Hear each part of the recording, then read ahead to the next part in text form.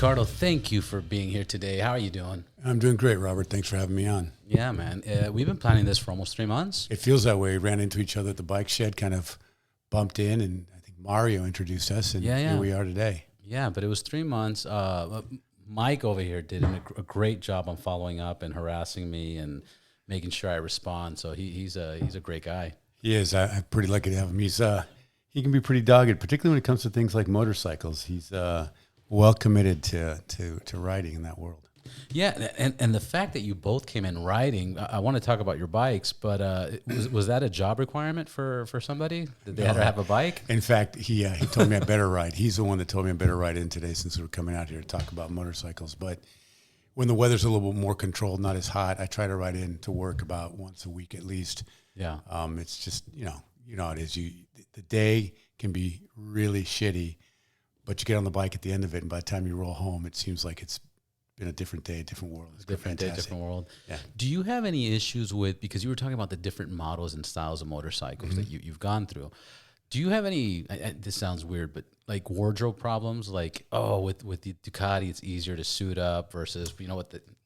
No, you don't care. I don't wear a suit when I ride. I ride in, this is about this shirt with a collar is about as formal as I get on a motorcycle. Yeah. But normally I wear whatever I'm going to wear, my riding gear to work. And if I know I'm going to ride, I have some clothes at the office. I change there. I put on a button-down shirt. If I need to wear a suit, I wear a suit. Otherwise, it's slacks and shiny brown shoes or something like that. Whatever's necessary. Yeah, exactly. And I don't, those days, I'm pretty trying to make sure that I don't have anything really formal that I need to be a part of or engage in. Yeah, I had a friend of mine, Gabriel. He's also an attorney. He was riding with those, what are those shoes called? They go around your toes. And they make you feel like you're one with the ground. It's like the most natural way to walk or something. Yeah, the Vibram 5-fingered or 5-toed shoes. 5-toe shoes or something like that. I think we all have a pair of those somewhere. I don't have that. Do you? I do. Do you like them? I did. I fell into the trend. Them. That's crazy. Yeah, he rides with them. He came here in his BMW. I'm like, dude, what are you doing? He goes, no, I have to ride. Really? I've been fasting for a week, and this is the shoes that I'm wearing. I'm like, dude, that's pretty intense. Well, I mean, it's a Vibram sole, so who knows? Maybe that'll. Yeah, but if you get in an accident or anything, I mean, none of us are planning that, but. Yeah, no, I don't see myself riding in 5-fingered or 5-toed shoes now. Yeah, and then your Ducati right now, that's your first Italian bike, right? It is. It's the first Italian bike I've had. It's obviously the first Ducati. Always been a dream of mine to own a Ducati. And I think we all have that dream.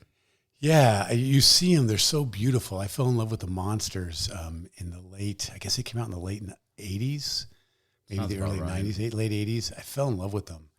And but you never pulled the trigger. No, I couldn't afford it at that time. I didn't really have the means. And so I watched them from afar. I looked at magazines, saw how incredibly people would customize them.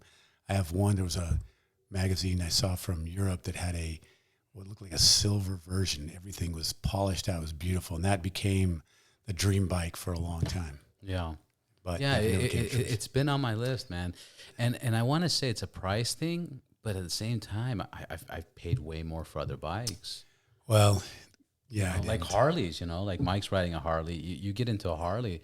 I'm convinced the next Harley I buy is a CVO because, I'm tired of building bikes. Mike's tried to get me on a Harley more than one time. And so when he bought the one he has, he got it, and I thought it's a nice bike. What is it, Mike? The Lowrider S. Yeah. And so I saw that stripped down. I thought, this is a great bike. I rode it. It rode all right. It rode all right. But then he shows up with his all tricked out. And I'm like, Jesus, man, it already looked nice. No. You don't understand. You can't just ride a stock Harley. Like, what do you mean you can't ride a stock Harley? And then I found out, what he invested to make it look like what it is today. Yeah. And I'm like, never mind. $10,000, dude. At least minimum.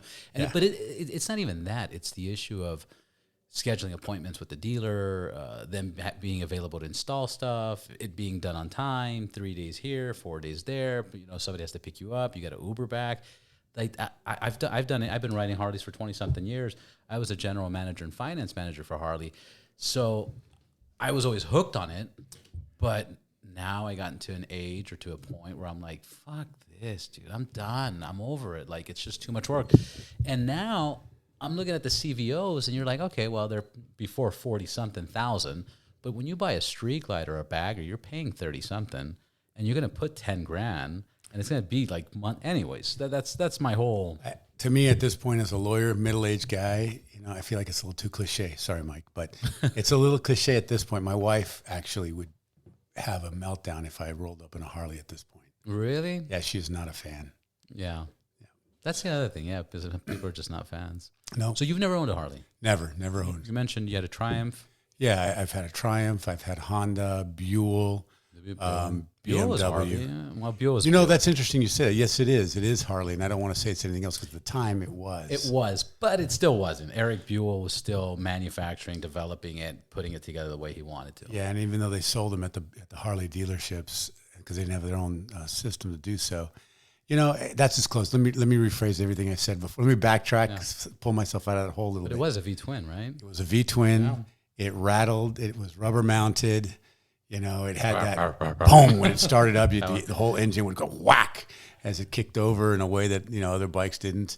So no, definitely. And people would ask, "Oh, is that the Harley sport bike?" And you're like, "Well, no, it's a Buell." And they're like, "What's a Buell?" This is the Harley sport bike. Yeah. So it was definitely in that role. And I did at one point the V-Rod was the Harley. You rocked the V-Rod? I didn't rock it, but that was the V. If I was going to own an actual Harley, which the HD on it, it would have been a V-Rod. Yeah, but I never. Do you remember the model, the Night Rod Special, or? I don't. I think it might have been just the standard. The first couple, 2-3 years it came out. Oh, the silver one. Yes, exactly. Yeah, that's the one. That was, to me, that was beautiful, and it just and in fact, the Ducati I ride now, the Speed Triple, that was a Triumph. The X Diavel. There's a certain similarity in that it's low, it's sporty, it's raked out, but it's not completely stretched out like most people think of cruisers today or Harleys today. Is it forward controls? Yeah, it's forward controls. Yeah, that's the thing that I got to try it out. But that's the thing that always throws me off sometimes. I'm so used to mid controls. Until the X Diavel, I'd never ridden anything really seriously with forward controls. And we joke, I go, right, that thing. I had a Beamer also. That thing carves the corners and rides the canyons better than the R9T that I had. Really? It's amazing. I don't know what they do in Italy to create the geometry that way. It just eats the road like it's nothing. And even at slow speeds, quick maneuvering it in slow speed, it eats it all up. And it's fat tire. I mean, that thing's giant. It's 280. No, isn't it 240 probably? 240. Okay, then 240. Well, there goes my math. Yeah, because I think after 240. Yeah, after 250, you start getting into safety issues where it starts bending swing arms. Oh, okay. And then when you get into like 280, 300s, like I knew this one girl in Santa Cruz, she had like a 280 or a 300, and she had a chopper. But what happens is the swing arm can't take the turns with the tire. Got it. So then it just starts bending and it snaps. So it's got to be a 240. Well, whatever which it is, humongous. It's big when you look at it, but it's completely, it's rolled out like a sport tire. It's not flat. Yeah. And it holds a line really, really well. Surprisingly, I was surprised. It's a sexy bike. Thank you. I like it. It's a sexy bike. Yeah. And I was at this weekend. I was down at Rolling Sands. They had the Italian. Yeah. And I think at least while I was there for the hour and a half I was there, I was the only XDFL in the whole place. Now, granted, it seemed to be a more sport bikey kind of place, and I love those bikes. They're beautiful, but it's nice to be the only one in the entire parking lot. So. Those bikes get pricey, too. You get into like 40s, 50s. No. Not the XDFL. They're in the 20s. No, not XDFL, but the other sports guys? Oh, yes. Those Ducatis are insane. Yeah, they start jumping in price quick, especially when you start getting the models built after a particular, like, did Ferrari get involved or Lamborghini get involved in the design. Then it starts shooting up in price because of the paint job. Yeah. Another thing about when we met at the bike shed. Yeah. How you're a member, right? I was. You were? Okay. Yeah. It's funny because I'm a member, but I canceled. But then it's like there was enough people in my group that continued. So then I was like, I went a month without, I don't know what I'm doing. And I get that, but yeah. So you're no longer a member. I'm no longer a member. I like it. It's a great spot. I have nothing but good things to say about it. And the food, the people I've met there, the writing culture, the owners, the whole 9 yards. I just didn't give me for the value, or I wasn't putting enough of my life in it to make up the value. I wasn't going enough.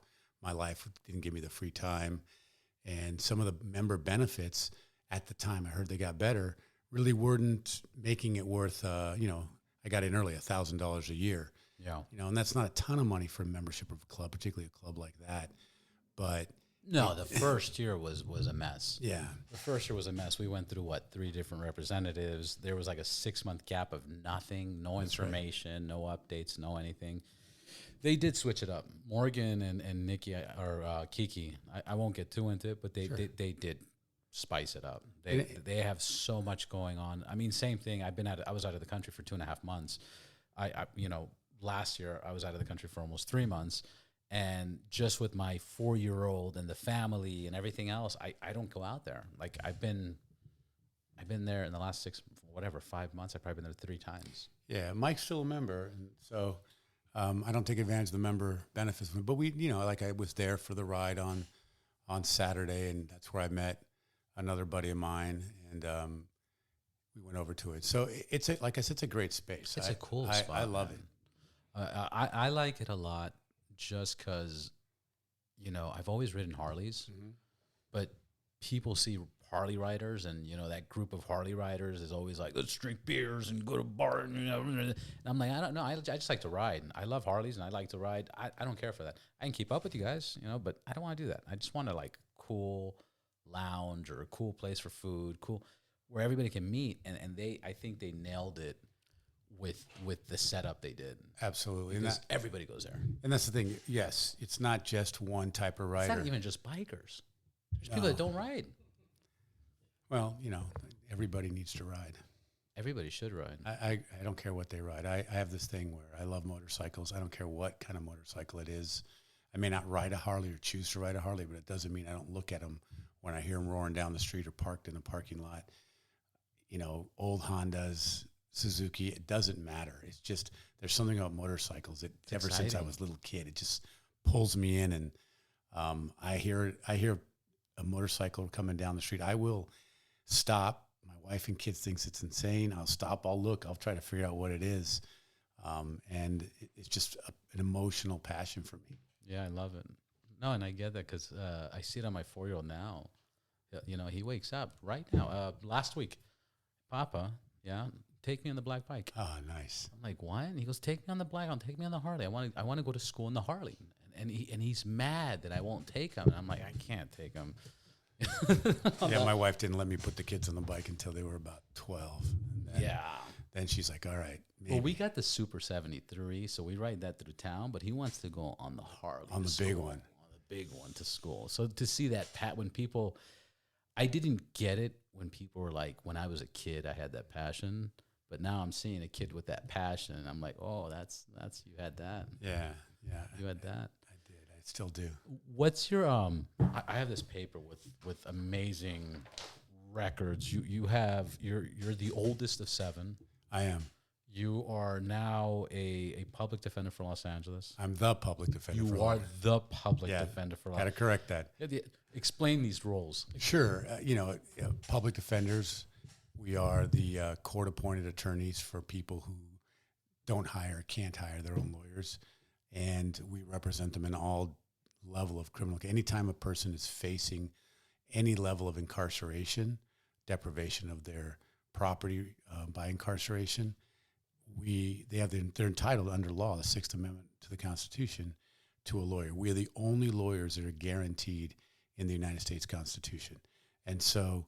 What that means is that huge. Yeah, that is the driving political force behind us.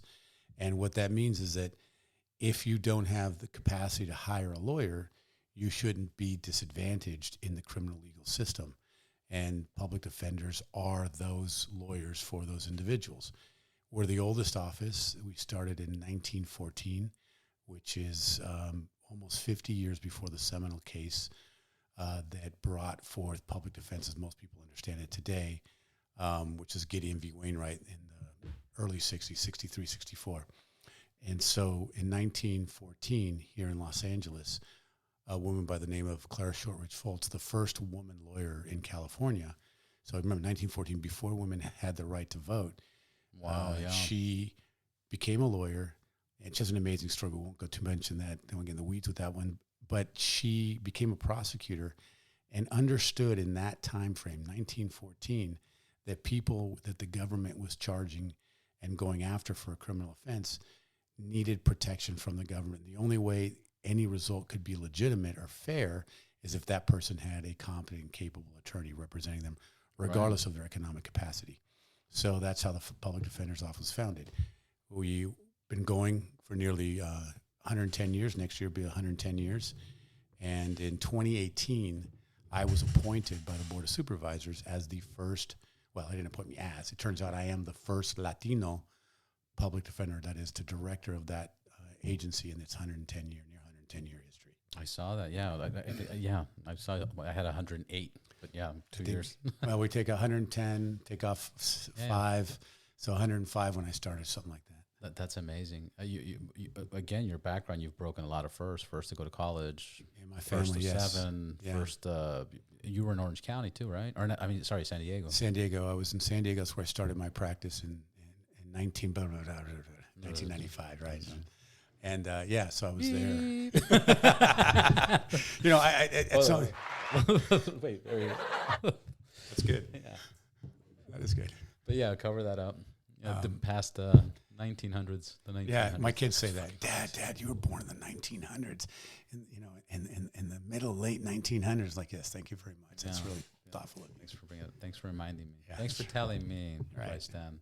So I started. Sorry, go ahead. So you broke a lot of records. Not broke records, but you were the first in many things. First one in the family to ride a motorcycle. I am the first one. Well, that I know of. I mean, no one's told me anyone's ridden it otherwise, and certainly the first one in my family to ride a motorcycle is part of my life. Like it's a part of who I am. Right. It's your identity. That's exactly right. It's part of my identity. Lifestyle. Yeah, I don't know. Lifestyle, you change. Identity is who you are. So I don't know that I could ever stop riding motorcycles. In fact, there was a time when my first son was born, Diego, that for whatever reason, first boy, I didn't really grow up with my dad in my life, and I was very concerned that what if something happened to me?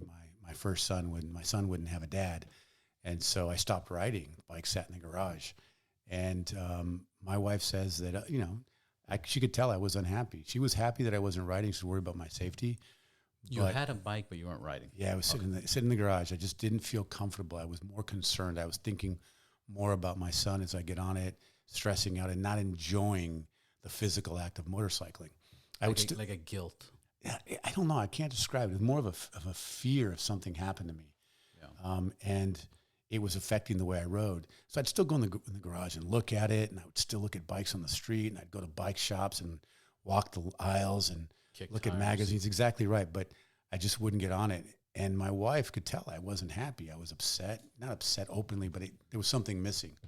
And you were just yelling at her randomly. Right. Like, God, I need to ride. And she literally, and then she just said, okay, fine. You're not as happy as you are when you ride. When things are stressful, you get on the motorcycle, you come back, you're happy. And so she gave me the thumbs up. And that's when I went out in 2016 and bought the BMW. I'd already sold the Triumph at that point. And so I didn't ride probably for about 3-4 years. I just didn't ride. Maybe, quick jaunts, but not seriously make it a part of what I did every day. Not blocking out your calendar. And that's right. Setting something up with the guys. And that's right. Yeah. I remember when my firstborn, he's 14 now. I was working at Glendale. Oh, no, I was working at Van Nuys Harley. I don't know if you've ever been there, but I have not. It was there for 47 years. They closed up and moved to Santa Clarita. Anyways, the 3 days before my son was born, I had a road glide. This was in 2009, and I had one of the first fixed up road glides because people weren't doing anything with the road glides back then.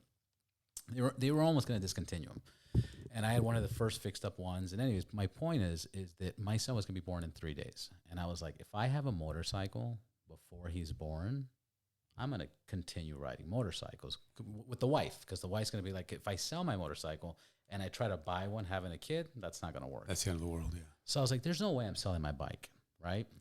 And I didn't think I was going to sell my bike. Kevin James walks into the dealership, the Kings of Queens. Yeah, You know, exactly. mall cop. Okay, so he walks into the dealership and he's like, yeah, I'm going to go to Boston. I got my tour bus. I'm going to take my fat boy and this, that. And I go, dude, you need like a bike like this. You know, I'm going to see if I can sell him a bagger. And he looks at my bike. He's like, I'll take this one. And I was like, no, that's not for sale. Like, my son's going to be born in 3 days, and that's my bike, and that's not for sale. You can have anything you want. Long story short, he's there for 4 hours. The other sales guy, I was in at like 17,000. The other sales guy's like, he'll cut you a check for 30 grand right now. I was like, oh, here you go. Give him the keys. And I was like, I got to buy a bike. I got to buy a bike within 3 days. And then I found, interesting enough, I found an attorney who bought an FX DXT, fixed up gunmetal blue, bought it from Glendale, spent huge money on it, and wanted to get rid of it. And I bought that for like a lot cheaper. And so this is the thing about Harley, guys. He does the same thing. You all talk in code. The FXT 27G. I mean, literally, the rest of us who are not Harley riders or don't follow these bikes have The old McDonald had a cow. We have no idea what you are talking about. Mike does this all the time, and I go, what was it? He goes, oh, Fat Boy. Oh, okay, I know Fat Boy. Oh, I know Road Glide. But the letters... Yeah, the FLHX. Right. Then he starts going into the types of cylinders, the flat, the pan, the this, the that. I'm like, yeah, they look nice. We go to a museum, or I go look at the bikes. They're gorgeous. The motors are fantastic. But there's different language too, because when you get into the BMW guys, they get so technical. That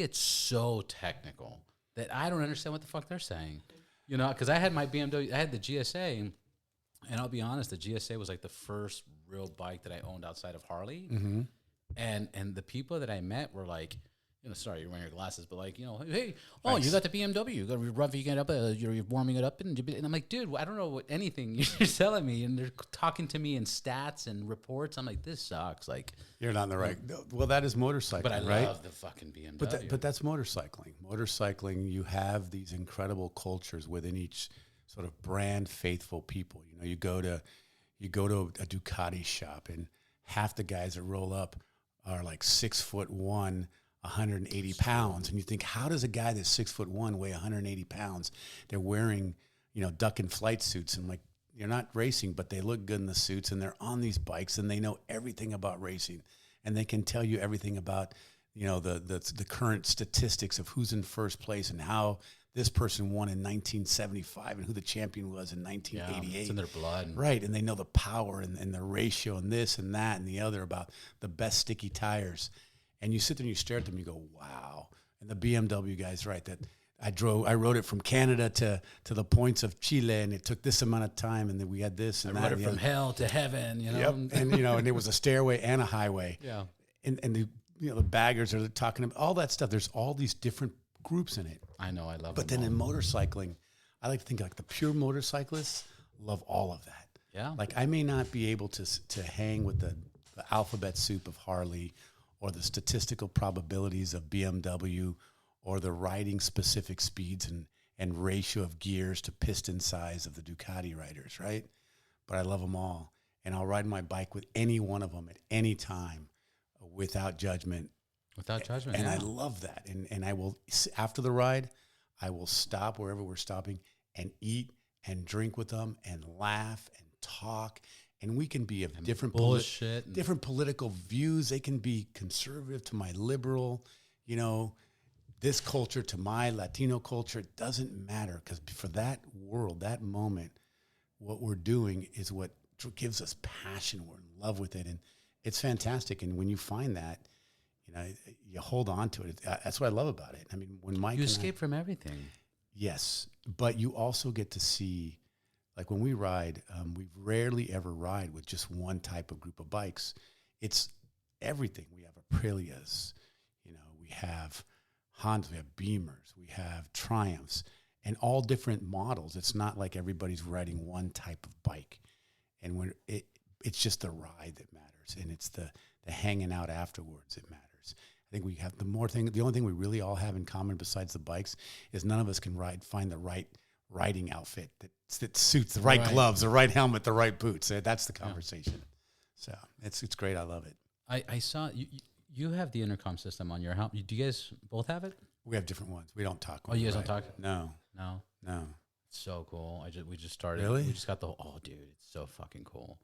It's so cool because number one, you're looking at everybody riding, and all you're seeing is helmets, but you're communicating with them, and it's like fucking telepathic. You're like this is fucking, it's that's number one. Number two, I've been able to help people. When you go to Angela's Crest, I can just see somebody that's in the back taking a turn, or I'll just get behind them to like get a shot, and I'll be like, dude, you're on the wrong gear. You're a gear too high. Bring down your gear, boom, and then I can just see them how they get into it. And like, oh, there, you see, you can advise, and then same thing, the regular bathroom or this, and it's so perfect that it does not mess your ride up at all. What about the music? That's if you decide you have music, but even, man, I play music. I get concerned when I play music in my head, and I don't even have music playing. Like I'll cut through traffic, and I'm not even kidding. I'll just be like, dun, dun, dun, dun, dun, dun, dun. I'll just cut through the fucking traffic. You've got your own theme song? That's concerning, Yeah, that's my theme song. But even if you play music, it has nothing to do with your whole everything. It really doesn't. It's very smooth. And then I just got another thing that I've been kind of promoting because I just think it's awesome. But I got the new Cena with the camera. And the camera, when you hit records your ride, but the conversation you're having with your boys, like, look at this. And when you're looking at it, it's recording the whole thing. So it records the whole experience with video and audio. I've thought about the camera for a couple of reasons. Most people, like, if anything happens, at least you have it recorded. But there are times on the ride where I'm like, God, I wish I could have recorded that particular curve, or I wish I could have recorded that coming up. Like when you come up over a canyon, the ocean's right there. Yeah. And there's just something about never the visual. captures it the way it's supposed to, but you're right. It's better than at least it's better than stopping and take out your camera and you're clicking, you try to get behind the bike to get the right. Look what it looks like when I come over the hillside. Yeah. I haven't confirmed this, but this camera system, if you don't turn it on, when you click on it, it'll record up to 60 seconds back. Oh, okay. It'll save the last 60 seconds. So if you go over the hill and you see that, you can just click and you got a whole minute of recording. Oh, because it's been recording it. I guess. I guess. I haven't confirmed that. But that's a very, very cool I'll have to look into that system. Back to the law. Back to this. Yeah. Back to the I'm stuff. Sure everything we're going to bring up from here is going to go back to bikes. Well, I already know that. But back to this. Okay, so you guys are the last defense for anybody that can't afford an attorney, basically.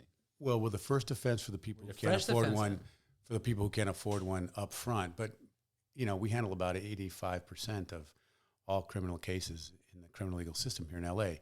So it's not just people who at the start of the process can't afford an attorney or don't hire. It's people who may hire a private lawyer, they may hire an attorney, and as the process goes on, they run out of money. And they can't afford that lawyer anymore. Yeah, that lawyer doesn't want to do it. Especially like family courts too, man. Like all of them. Criminal courts are, it's not cheap to get representation. And regardless of how good that attorney is or how, if they can't get paid, they got to pay their bills. They've got to eat. So we get a lot of those clients back as well. So these are not people that we would have had at the beginning of the process, but we do get them in the middle, sometimes near the end of the process. Now, tough question, if you want to answer. The quality of defense versus hiring private or having a public defender, is there an issue or there's no issue? Because some people speculate. Sure. That's great. I'm glad you asked that question. I was hoping to ask that question. Look, there's great lawyers in private practice and there's terrible lawyers in private practice, and there are great lawyers in public defense, and there are probably some terrible lawyers in public defense.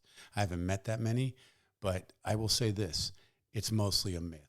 It is part of the culture of public defense mythology, as I call it, that exists in our society. When you go to the movies, a legal movie, right, and there's this person who's been charged with a horrible crime, a murder, something terrible, and he's sitting in jail, and you get this the star of the movie, the young, attractive actor, walks into the cell and says, "Look, show me the money." Well, yeah. No, what he'll say was, "I just graduated from Harvard Law. I don't know anything about what I'm doing. I've never practiced law a day in my life, but I'm going to come and represent you because if I don't do it, you're going to get the public defender." And the message that is that if you don't have a private lawyer, you're stuck with the public defender, and you're going to be screwed. Right. And nothing could be further from the truth. I mean this when I say what I'm about to say.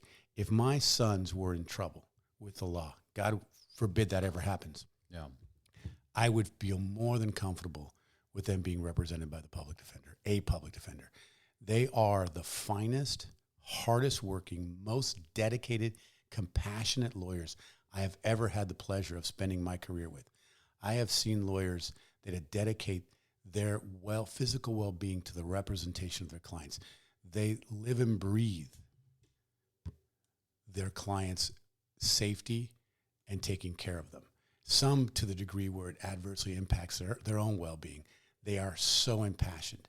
For most of the people that go into public defense, it's not just a career. It's not a job. It's not something that they're looking for a paycheck every 2 weeks. It is a calling. It is a profession. It defines so much of who we are. You know, I've spent 28 Makes years. sense. Yeah, it's just, and it's not just people who are, let's say, radicalized or I can't think of the word, but these are people who are intelligent, go to the best law schools in the country. These are individuals that could work anywhere else. They could work at big firms. They could hang their shingle and make 3 times as much money. They could do anything they wanted. So many of them are so capable of that, but they choose to. They choose to be public defenders. Now, it is the most noble profession of the law, and it may not be for everybody. But for those who engage in it and truly believe it and have the resilience, the personal resilience to do the work over a long period of time, there is no better lawyer. And that's not casting aspersions on private attorneys. That's Of course not, no. But this That's is making a point on public defenders. And in fact, I will tell you, most private attorneys, good private attorneys, worth their salt, would say exactly the same thing I am saying here. In fact, I would question a private attorney who would disparage the quality of representation a public defender makes, because I would say that private attorney is doing nothing more than trying to earn a few extra dollars in their pocket by getting the business. All the private attorneys I've ever spoken to who are really solid lawyers, who care about the business, who care about the law, who care about what they're doing, will tell you the best lawyers that they've encountered, perhaps other than themselves, are the public defenders that they deal with. And a lot of them were public defenders before, know the quality of training and representation working in LA Public Defender's Office gives for them, and then they choose the money. I mean, they want to do something different. They the have hours, families, and they want to control their life. I get that. You know, they don't want to work for somebody else. I understand that as well. So I hope that ansers a little bit of the question. No, that's a strong answer, dude. Well, I'm very impassioned by it. Because the first thing that I start thinking of is the first comparison, because I got to compare things. Is Sure. I start thinking, well, that's a valid point. Number one, it's a great point what you made. Number two, yeah, what if I get a private attorney? Okay, cool. I paid him. He's going to treat me better. But wait a minute. Somebody else pays him more money. He's going to ditch me, or he's going to focus, not ditch me, but like anything else can happen too. And he has other cases that prioritize. But what happens with public defenders when they get too many cases? No, it can be troublesome. Let me touch on one thing first, and I'll circle back to that second part. The first part is the money part. Look, we live in a capitalist society, and we're all raised, regardless of where we come from, that the quality of a product is attached to its cost. We know that's not always the case, right? Of course. In motorcycling, there are plenty of motorcycles out there that cost an arm and a leg that aren't worth their salt. And some of the best motorcycles out there that will run forever aren't super expensive. True. So, but people presume, because of the structure we live in, and for many other reasons, that the quality of their representation is based on how much money they pay for a lawyer. And when they pay for a lawyer, when you go and you buy something, you expect some sort of return. Sorry. You expect them to treat you a particular way when you pay for it. Right. Public defenders, service. Right? We don't get paid from the client. You know, regardless of what happens in the case, we get the same salary. So what the public defender has to do, which is much more complicated, much more difficult, is they have to earn that trust, that respect by their interaction with the client. It's not assumed with an exchange of money.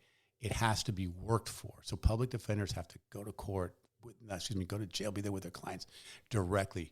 It is something to be successful as a public defender that I think takes some of the most time and energy, which is actually engaging the client. Which I think transitions perfectly into the second part, the workload. There is no question that being a public defender is a taxing job. There is a lot of work. there are a lot of cases, and they don't stop, right? They keep coming in. So you may have regardless of how many cases you have, when you get rid of cases, more cases come in, right? That's just the nature of the work. It is a volume job. But the lawyers do a bang-up job regardless. And the challenge we have is public defenders have been historically under-resourced as compared to prosecutors. In California, they did a study in 2018, and they found that the space between public defense resourcing and prosecution resourcing is over $1 billion across the state. Holy shit. $1 billion. And so when you talk about that, public defenders are under-resourced, right? It's hard to be questioned in your career. People ask when are you going to be a DA? When are you going to go out and be a real lawyer? I want a real lawyer. If I had the money, I'd hire a real lawyer. These are things that tax on you. When negative things happen to your client, whether they get convicted or they get something happens that you didn't want to have happen, they don't get the result you were trying to fight for. It impacts you. And so these are things that you have to deal with year after year. That's why I talked about resilience. You have to have resilience. I'm finishing my 28th year in practice this December, and I've never felt burnout, but I've seen people that have, and it's not that I'm special or better than them. I have been lucky enough, fortunate enough, blessed enough to find resilience, to find things that impassion me as much as the job outside of the jobs, whether it's the motorcycle, whether it's jujitsu, whether it's my family, whatever these things are, they give me that love of life and things as much as I love being a public defender. So it is a lot of work. There is a lot of work. We need so much more resourcing across the country, across the state, to do our work and fight as hard as we should be fighting or can be fighting against the odds that we face. And we need parity with prosecutors. We need to have the resources that they have. We need to have more secretaries, more paralegals, more social workers, more investigators, so that the lawyers can focus on the legal work, and we can have teams of people to help us do the ancillary work that is as important. That same report taught me an incredible lesson about resourcing and this question about work. Prosecutors across the state of California, for the most part, are resourced 60% supportive services, 40% lawyers, which means their lawyers have people to help them, more people to help them do work that they can do to prepare for the case so they can focus on the lawyering. Public defenders are the other way around. 40% support staff, 60% lawyers, which means what? That the public defenders are doing all the work. Right. They're doing so much. They have less resources. That's right. So my goal, my vision, my plan for Los Angeles while I'm here as the public defender is not just to gain resources for the department, not just to gain things, but to gain them intelligently, to flip that number for this office so that we're 60-40 or 70-30, whatever the right ratio should be, so that my lawyers have the support teams that they need, so that my teams have enough people with themselves, enough paralegals and social workers, so they can have the support to do the work they need. We're working from a deficit. We're working from a 110-year deficit that has just grown and grown and grown and grown exponentially, particularly in the 90s. We're a long ways from catching up, but we can't just pretend like we don't need to catch up. We have to. You have to acknowledge it. You have to acknowledge. Yeah, everybody acknowledges. We embrace. And I read that you also were the first attorney to digitalize 180 million files or something. 180 million files, 26 or 32. I always forget the number exactly. They're a little bit ancient, really old technology, including COBOL language, into a single client case management system. It is state of the art. It is, in my opinion, the most advanced client case management system in the nation today. We are able to collect data on multiple layers about different things to look at what it is that we need, not just resource-wise, but what are we doing in a case? What are we producing for the client? What are we contributing? I call them touches. How many times are we touching the client's case or the client's life so that we're moving that case forward to a result that hopefully benefits the individual? How do we quantify that? How do we qualify that? And then how do we show the work we're doing in real human terms? What happens to the person? Most of the time we're talking about the system and the larger process of cases that come through. How many cases come through the system? How many DUIs? How many attempted homicides? How many of this? How many of that? How much time did the people do on average? Those are all important numbers to have system-wide.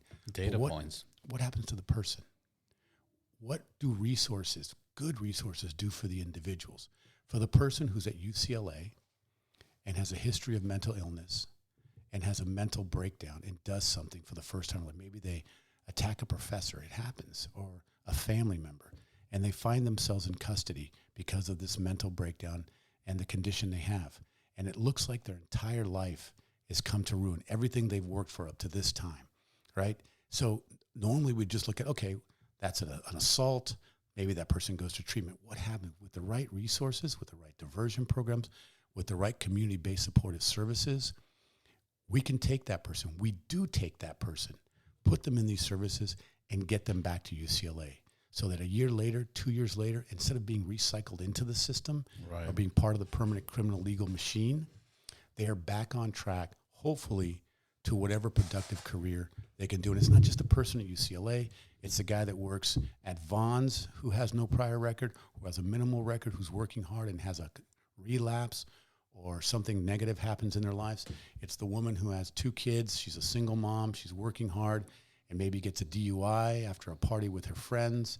You know, these are people who are living normal, everyday lives that need second and third and fourth chances, and we give them that, and then we can track and show it, because that's where the value is to you as a community member, to me as a director, to everyone, to see that we're not just passing people through the system, we're helping them. And in helping them, we're giving them opportunities. We're showing them there's more than one opportunity in life, and that they are important, and we're showing that by the value of the resources we get. So you're not just seeing it disappear into a black hole, you get results. That's what our system allows us to do in a way that it's never allowed us to do before. A few things. One, do you think you'll ever get to a point where you can trace enough data points? Thanks.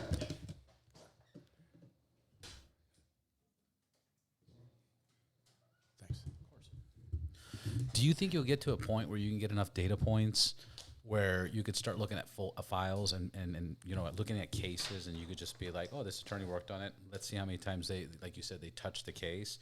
You only touched the case 10 times. It should have been 15 times if you would have done your due diligence and looked at it the proper way. Do you think you'll be able to get stats at that point? Of course. Look, being data-driven and having what I want to have, which is a paperless system where the lawyers no longer practice with big, fat paper files, but everything's on a laptop, and they can do everything from that point. Absolutely, because technology isn't just about being gaining resources, right, or showing the work that we're doing. It's also about forcing us to be externally and internally accountable. It's accountability. Correct. You know, we are, regardless of people's opinion, we are government public defenders office. We're paid by and created by to be supported by the government, right? That's what the Sixth Amendment said, government appointed attorneys. And so there are taxes, and taxpayers want to know that their taxes are being used appropriately. Right. We want to be able to show that we are an incredible value, not just economic value, but a community value. And that requires external accountability. And internally, right? Like I said, there are exceptional lawyers, and maybe there are a few that aren't doing everything they could be doing. We have a responsibility. My team has a responsibility to look at that and help those people find out, is it a performance issue? Is it something that requires progressive discipline? Is it simply that the person needs a little time out? What do they need? And we can only do that by looking at it. Why didn't they do the things that we thought were necessary for the case? The flip side of that, though, is important to say, is that being a public defender doesn't mean there's one way to do the job. There are many ways. So when you ask the question, many approaches. Right. If this lawyer, why do we expect this to be done? And if someone doesn't do it, doesn't mean they didn't do a good job. It just means we have to ask, why didn't you do this? And if they have a good reason, then that's a valid point. We move on. It's when the person doesn't have a good reason that we can't just move on. But yes, it can do that. It should do that. And we have to do that. We are responsible to the clients that way too. The clients come first, and we have to make sure that people are doing what we expect them to do for each case. Yeah, it's so complex. My other question is going to be, where is the limit on people's forgiveness? Because, you know, you run into cases like I'll give you a recent one, and I'm not into this. I'm just scratching the you look at the comments and stuff like that. But the girls and the Uber driver, the 3 girls got hit. The guy was on murder probation or something like that. Yeah, I don't have all the details. I can't. Yeah, because I don't know enough about that particular incident. And I don't want to focus on one incident. Yeah. But those cases of like, oh yeah, this guy was on parole, for 4th, 5th time being arrested, and this person's been this. How do we fix that? Because people do need first, a second chance, a third chance, a 4th chance. But like, where's the limit? And you can't fix that, Robert. That's just society. That's the world we live in. But what we can do, if we're going to be honest about that question, is stop focusing on just that. Yeah. There will always be the person who's on probation or parole who reoffends. And what we do as a society, what our media does, what our television, our radio, the Twitter sphere is they focus on that. They blow it up and they make it larger than it is. At the beginning of the pandemic, the justice stakeholders in Los Angeles got together and we looked for ways to protect the community externally and internally.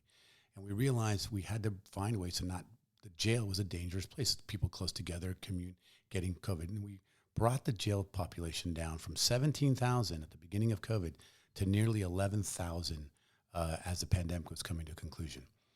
For political reasons, people decided to key in on that and talk about this emergency bail orders, new policies that have emptied the jails. And I did air quotes there for whoever's listening.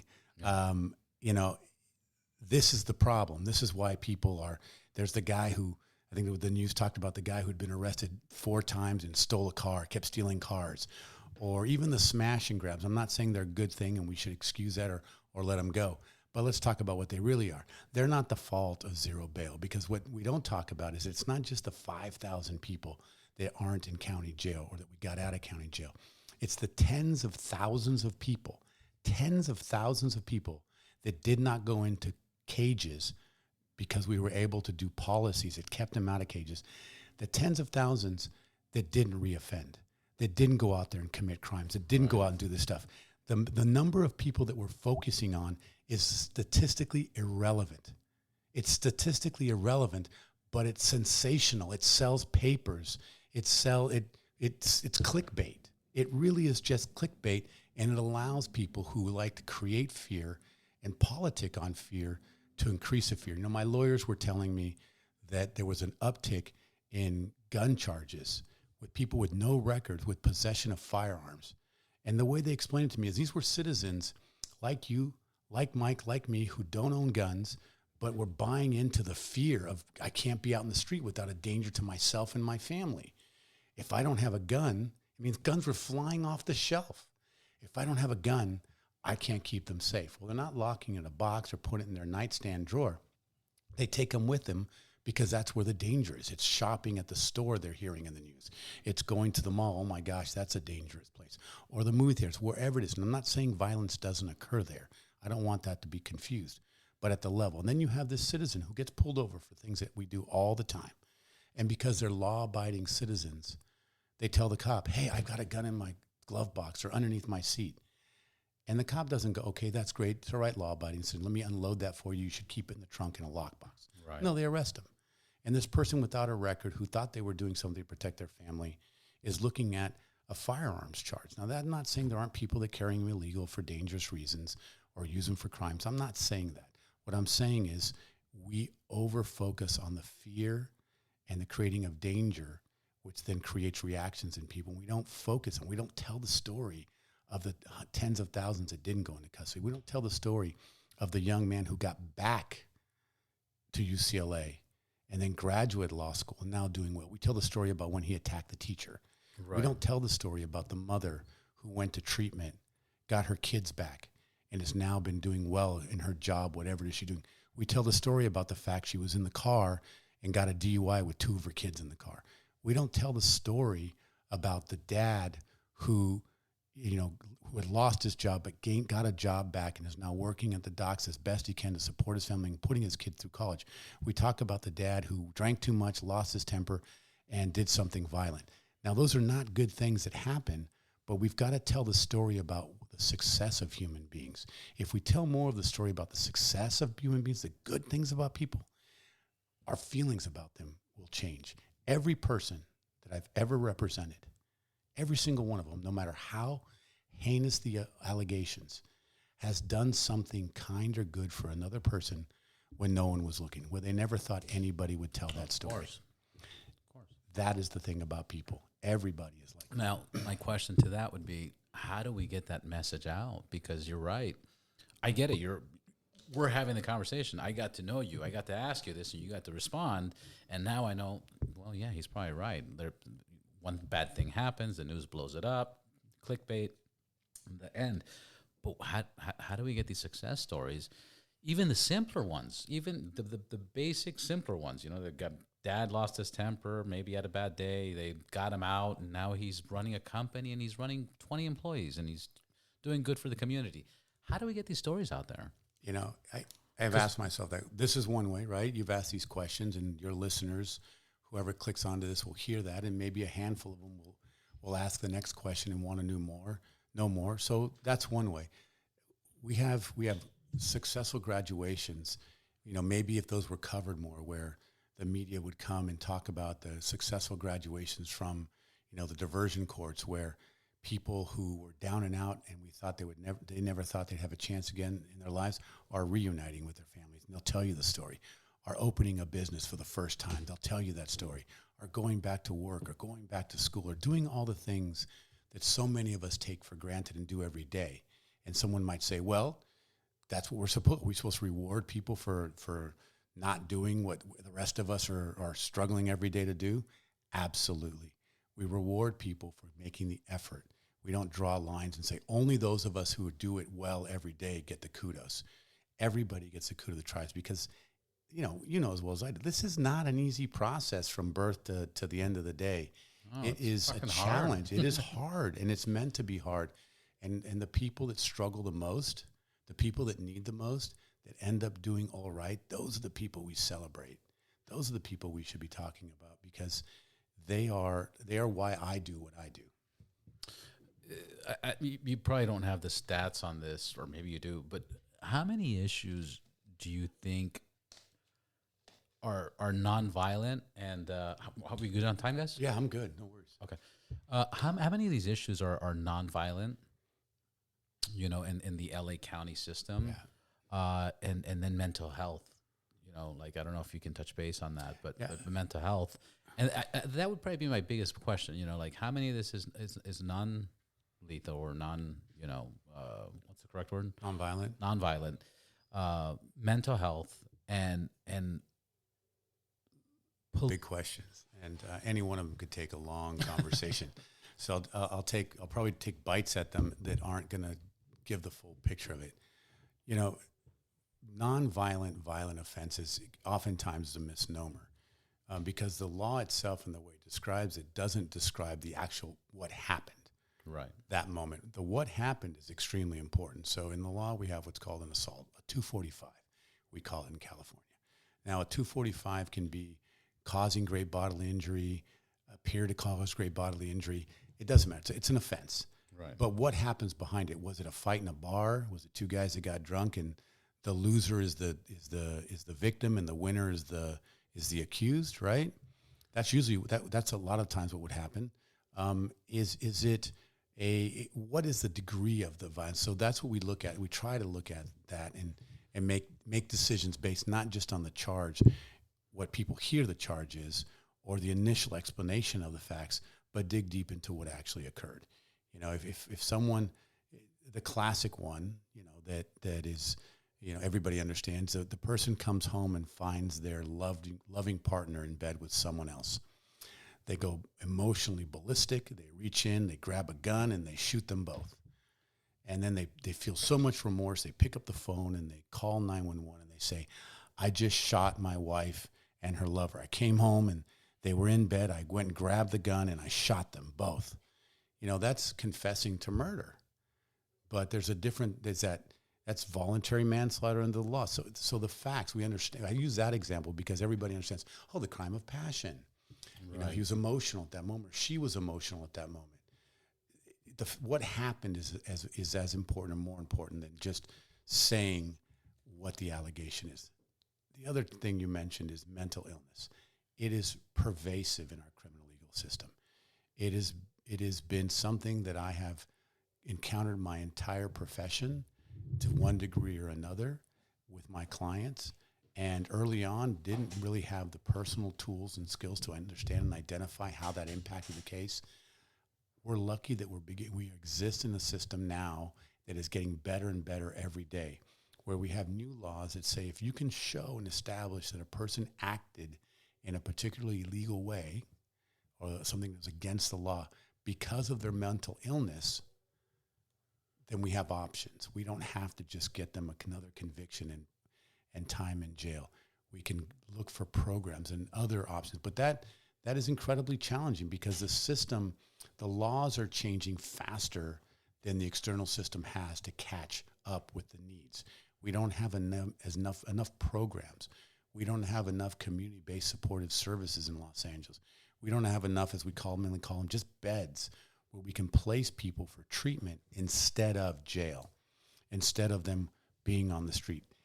We are understanding exponentially better today the impact of mental illness on a person's actions.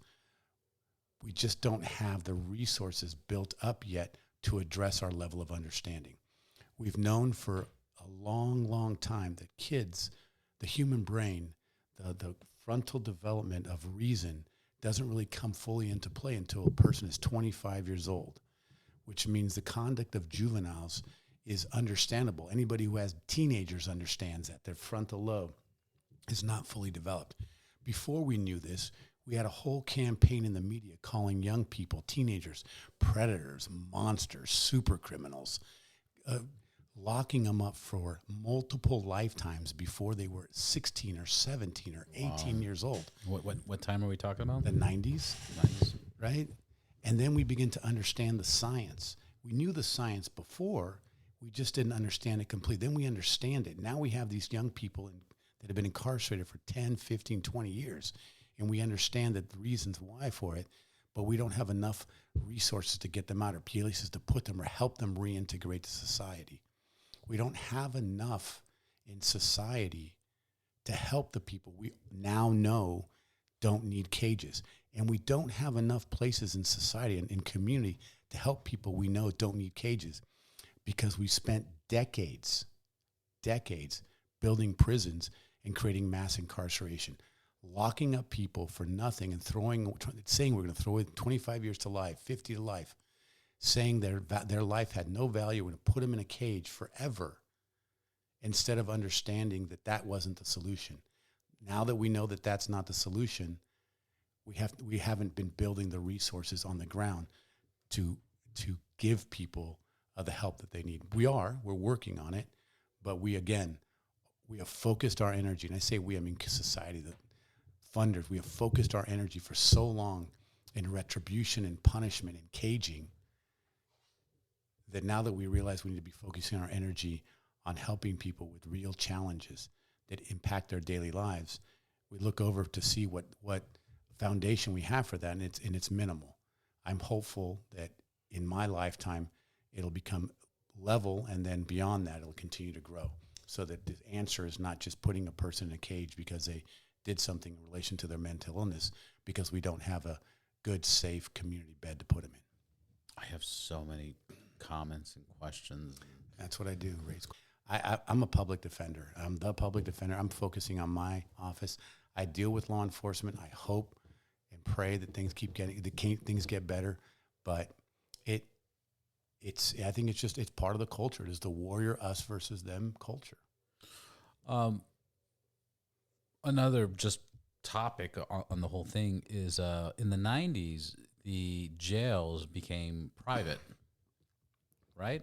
Under the Clintons, it went private. No. And the rumor, and I mean, this is why I'm asking this, and the rumor was that because these prisons were privately owned, they had to have a minimum capacity to get certain funding from the government.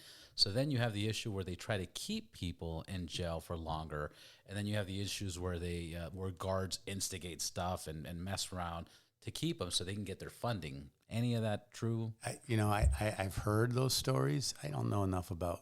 I know there are privatized prisons because the population rose so high. But And the rumor with the conspiracy is this is what the Clintons did during their term, and this that must have been is that the rumors that they did that for personal wealth? I don't know all. Yeah, I just know my understanding is that took place during the Clintons. I don't know what the incentive or was it, but the main concern was, I believe it was a Netflix special. I can't remember. Well, the name if it's on Netflix, it must be true. It must be true, right? Because they put a lot of resources. But one of the opening statements on that Netflix specials was the United States represents less than 3% of the world's population or 4% of the world's population, yet we have 70% of the people, of all the people in jail in the world, 70% are in the jails in U.S. I don't know the exact numbers. That sounds about right, so I'm not going to quote a statistic, but yes.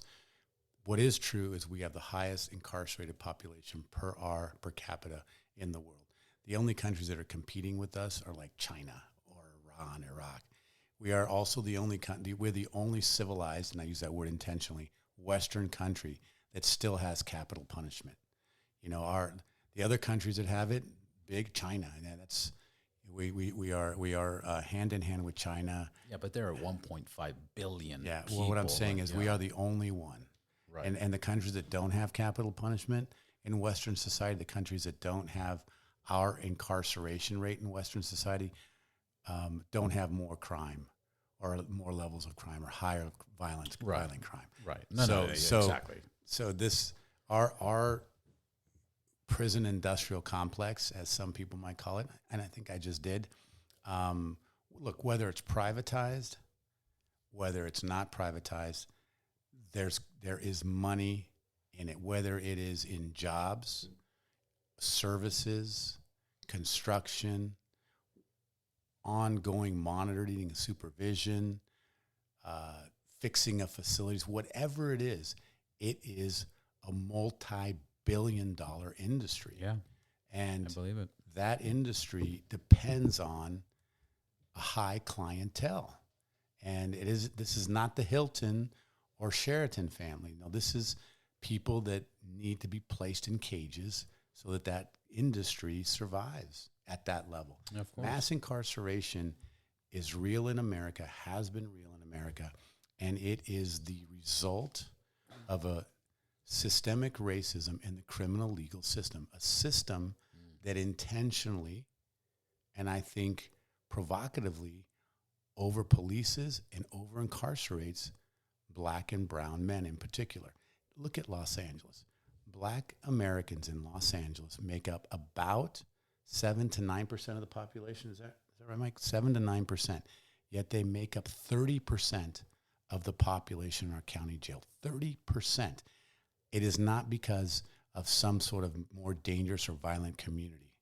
It is because of historical practices by how police patrol those communities, how we invest money in those communities, how we treat the people in those communities. And science has shown inherent bias, unconscious bias that people have. Policies, redlining policies that prohibited Black Americans from living in communities that were any nicer. Policies that prohibited Black Americans from buying homes and acquiring wealth that way. The number one way in America to acquire wealth and pass it on to your children is homes, buying of homes. That's why the American home purchasing thing is such a fundamental part of our culture. Prohibiting entire people from buying and having access to that method of wealth. Oh, terrible.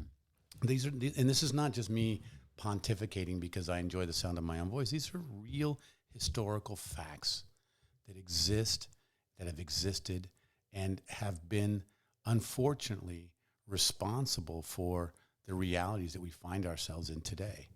And so, when we talk about over-incarceration, we talk about over-policing, those are all the end symptoms, the results of the laws that other and separate people and prevent them from acquiring middle-class wealth at the levels that other people were permitted to do simply because the laws didn't allow them to do it.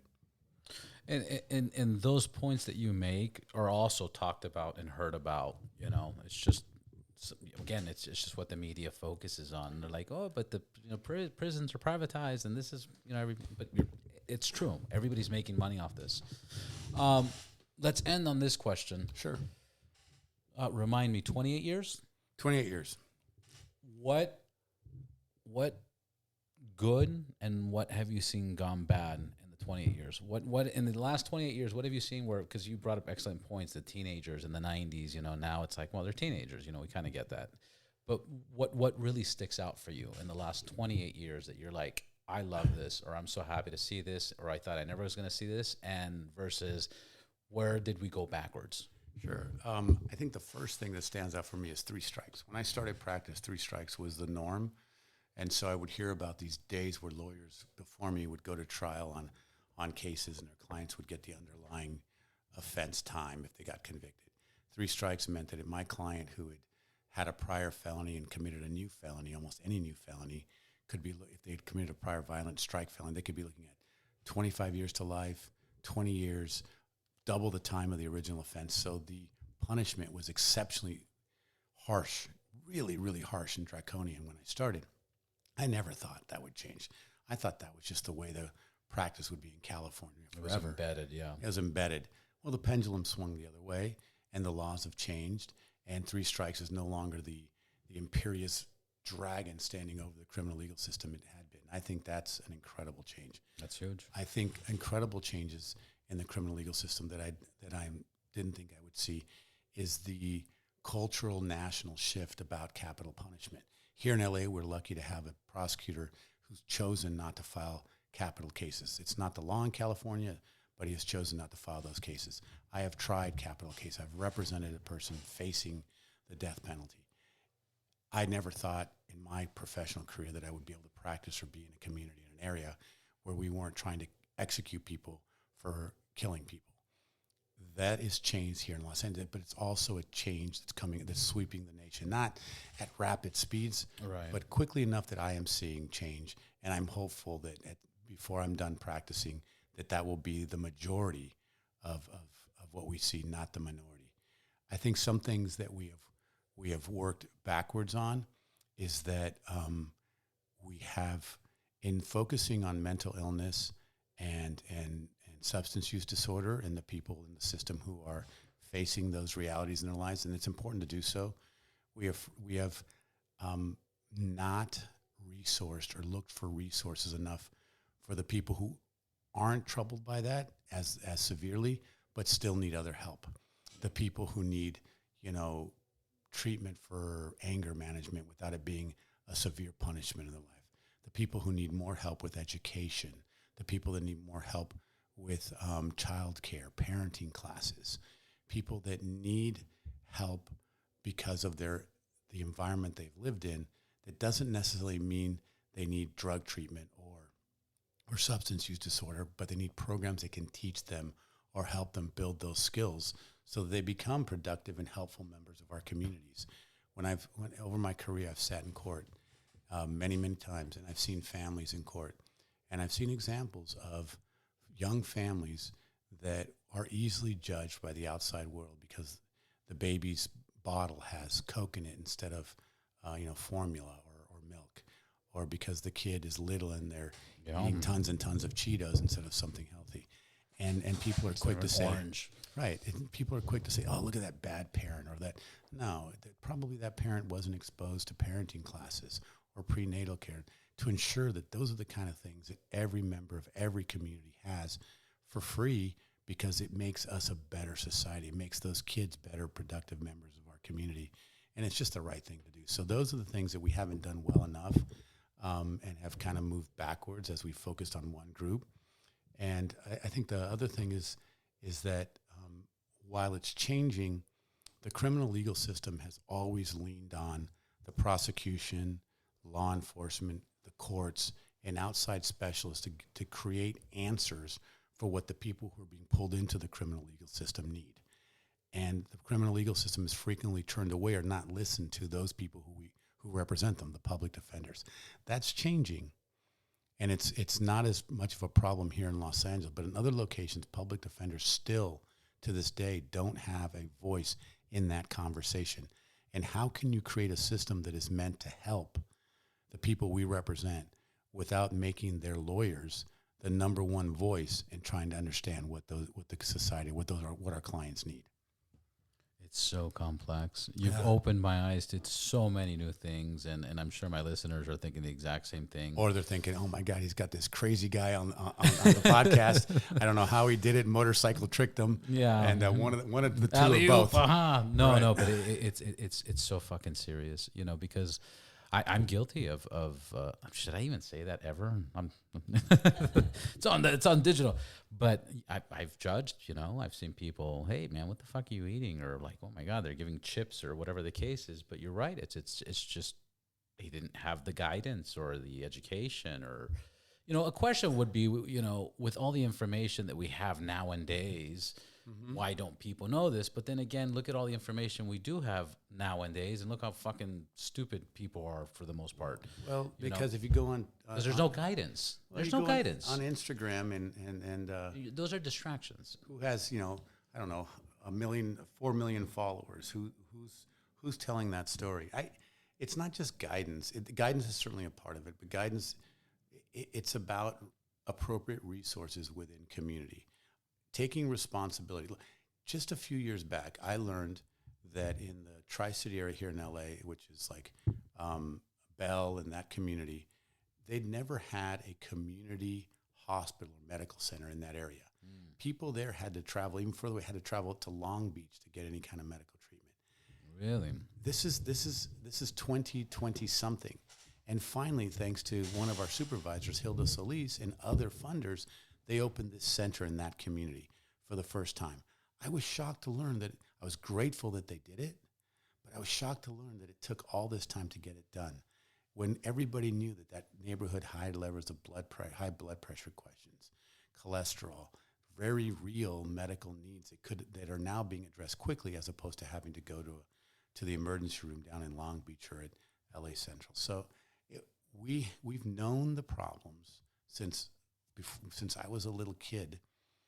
We have just chosen to not prioritize them. And what I see positive is that more and more people are prioritizing them.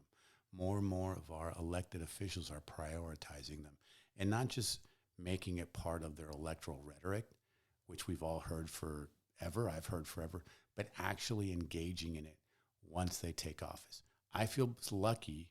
I truly feel fortunate that I work for 5 supervisors and we live in a county with 5 supervisors who really mean what they say when they talk about lifting up the community and improving their well-being. And that's not always the case. And so that is a good thing here we have in Los Angeles. It's an amazing thing. We should do this again. Anytime. And now that I have this information, I'll even have way more questions. We'll try to do it in a more concise manner. I won't rattle. That's my ADHD. It get me talking. I'm like, my wife says having a conversation with is like walking a dog down the street. I'm like, ooh, squirrel? That's flower? I'll get to the park. Yeah. But it's going to take a while. It's going to take a while. That's what my podcast is all about. That's exactly what it's about. ADHD 101. That's right. Thank you very much. My pleasure. Thanks for having me, Robert.